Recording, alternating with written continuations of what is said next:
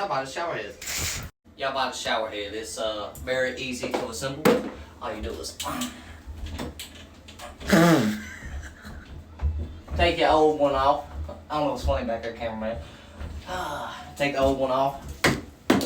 You assemble it like so. You take this, scroll it on there. Okay, hit me in the head. You can do it without the hose connected, but we've already tested it out, make sure it worked before we advertised it. So, that's your things off.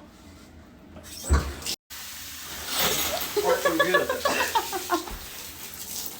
Now I'm gonna show y'all the different modes.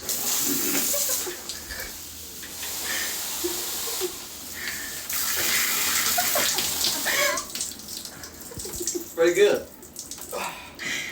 Anything outside? Pretty good.